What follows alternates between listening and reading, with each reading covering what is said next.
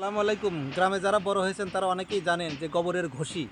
এই ঘষিটা অনেকে অনেকদিন দেখেননি। যারা শহরে বসবাস করেন দীর্ঘ সময় হলো গ্রামের সংস্পর্শের বাইরে, তারা কিন্তু ঘষিটা অনেকদিন দেখেননি। দেখেন এই ঘষিগুলা, এখানে যে গ্রামের মায়েরা রাস্তার পাশে ঘষি নেড়ে দেয়, এই যে ছোট্টবেলার স্মৃতি, অনেক স্মৃতি এই ঘষিকে কেন্দ্র করে। এই ঘষিকে কেন্দ্র করে আমাদের সকলেরই জীবনে অনেক স্মৃতি রয়েছে। যে এই ঘষি, এই আগে দেখতাম যে গ্রামের মায়েরা এই ঘষি দিয়ে রান্নাবান্না করতো, এবং এই গোবর খুঁটে খুঁটে অনেকে কিন্তু ঘষি দিয়ে খড়ি বানাতো, এবং এই খড়িগুলাই কিন্তু জাল দিত। এই যে ঘষি, অনেক দিন পর ঘষি দেখে মনে হলো যে এই বন্ধুদের সাথে ঘষি নিয়ে একটু স্মৃতিচারণ করি।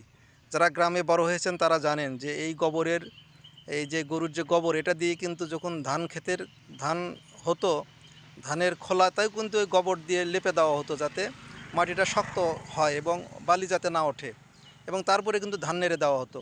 ঠিক একইভাবে এরকম গোবরগুলো যাদের বাড়িতে গরু ছিল এবং যাদের বাড়িতে মানে গরু ছিল না, সকলেই কিন্তু এই যে গোবর খুঁটে খুঁটে এগুলো নিয়ে ঘষি বানাতো, এবং সেই ঘষি দিয়ে কিন্তু রান্নাবান্না চলতো গ্রামে।